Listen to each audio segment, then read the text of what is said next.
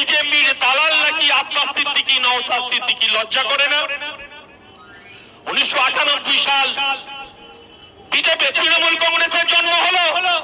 এই পশ্চিম বাংলায় মমতা বন্দ্যোপাধ্যায়, অটল বিহারী বাজপেয়ী, নরেন্দ্র মোদীর দলের সঙ্গে তিনি গাঁটছড়া বাঁধলেন। তিনি লোকসভা নির্বাচনে পশ্চিম আজকে দীঘাতে জগন্নাথ মন্দির উদ্বোধন করছে।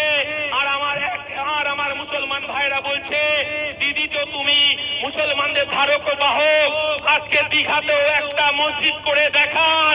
আর আমার মতুয়া ভাইরা আওয়াজ তুলেছে, আমরাও দীঘায় যাই, আমাদেরকে ওখানে হরিচাঁদ গুরুচাঁদের একটা মন্দির করে দিতে হবে। আমরা কি এই বাংলা দেখতে চাই, নাকি আমার ঘরের ছেলে মেয়ের কাজ হোক, আমার রেশনের মালপত্রটা ঠিকঠাক পাই, স্বাস্থ্য ব্যবস্থাটা ঠিক হোক, স্কুলগুলো ঠিক হোক, প্রাইমারি টিচার্স মাদ্রাসাগুলো ঠিক হোক? আর মমতা বন্দ্যোপাধ্যায় আরএসএস এর বিজেপির দালালি করছে আর এই রাজ্যের পদ্ম চাষ করছে। একদিনতে দুইটি কুসুম, হিন্দু মুসলমান, মুসলিম তারে নয়নমণি, হিন্দু তাহার প্রাণ। আমার পার্টি বলতে চাইছে যে আমার হিন্দু মায়েরা, আমার হিন্দু ভাইরা তারা মন্দিরে গিয়ে নিরাপদে ঘন্টা বাজিয়ে পুজো করবে, আমার মুসলমান ভাইরা মাথায় টুপি পরে মসজিদে নামাজ পড়বে, আর আমার মতুয়া ভাইরা টঙ্কা বাজিয়ে হরিচাঁদ গুরুচাঁদের পুজো করবে, আর আমার খ্রিস্টান ভাইরা গির্জায় গিয়ে প্রার্থনা করবে। আর এই বিজেপি লুটেরা ধর্মস্থানের জমিতে হাত বাড়িয়েছে, এ জিনিস আমরা মেনে নেব না। আর শুভেন্দু অধিকারী যে কথা বলছে, শুভেন্দু অধিকারীকে উত্তর দিতে হবে, পাকিস্তানের পতাকা পেল কোথায় শুভেন্দু অধিকারী? এই হিসাব বসিরহাটের মানুষকে নিতে হবে। আপনাদের কোনো অসুবিধা হচ্ছে নাকি? অসুবিধা হচ্ছে, তৃণমূল কংগ্রেসের অসুবিধা হচ্ছে, আর থানার যারা খাকি পুলিশ আছে তাদের একটা অংশের অসুবিধা হচ্ছে।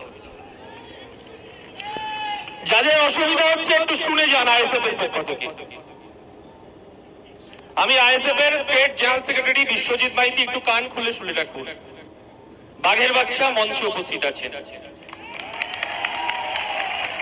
যত নওশাদকে আটকাবেন আর যত আইএসএফ কে আটকাবেন আর যত মারবেন, তত দেখবেন মাঠ পুকুর খানা খন্দ ভরিয়ে দেবে আইএসএফ এর ছেলেপিলেরা।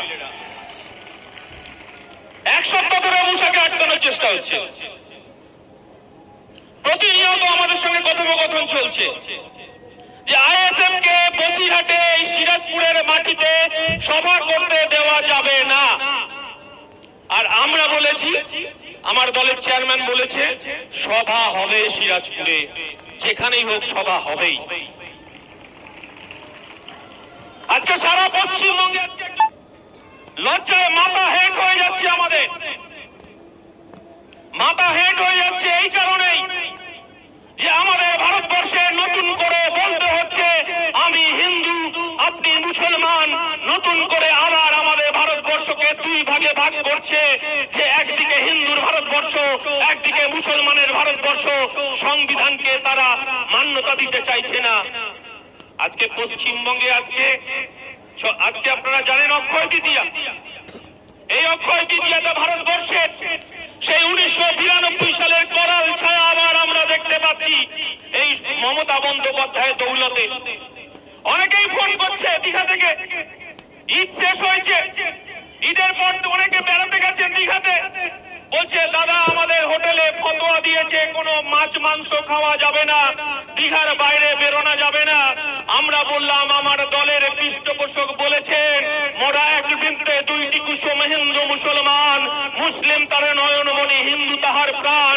আমাদের দায়িত্ব কর্তব্য, মমতা বন্দ্যোপাধ্যায় হিজাব পরবে, বোরখা পরবে, সাম্প্রদায়িক বীজ বপন করবে, আর নওশাদ সিদ্দিকী সম্প্রীতি রক্ষা করার জন্য আমরা এক বুক রক্ত দেব।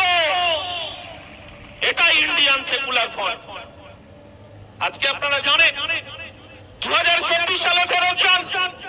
2024 সালে আমরা কি দেখলাম? ভারতবর্ষে একটা নতুন ধর্মীয় উন্মাদনা তৈরি করলেন বিজেপি সরকার, নরেন্দ্র মোদী, অমিত শাহরা।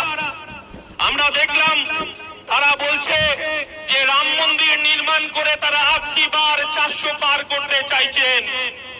ভারতবর্ষের মানুষ আবার সেই 1992 সালে বাবরি ধ্বংসের সেই করাল ছায়া দিন গুনতে শুরু করলেন। বাবরি মসজিদ ধ্বংস করে সেখানে বিজেপি তার আরএসএস এর তার এজেন্ডা রাম মন্দির তৈরি করলেন। বাড়ি বাড়ি তারা গেলেন, বাড়ি বাড়ি গিয়ে অমিত শাহ নরেন্দ্র মোদী বলছেন আপকি বার 400 পার।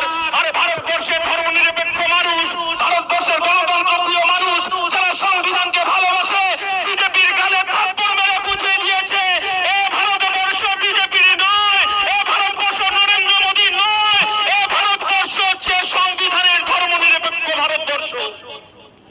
বিজেপির গালে দুটো থাপ্পড় মেরে সেদিনকে বুঝিয়ে দিয়েছিল আপকি বার 400 পার নয় 240-এ বিজেপিকে আটকে যেতে হয়েছিল।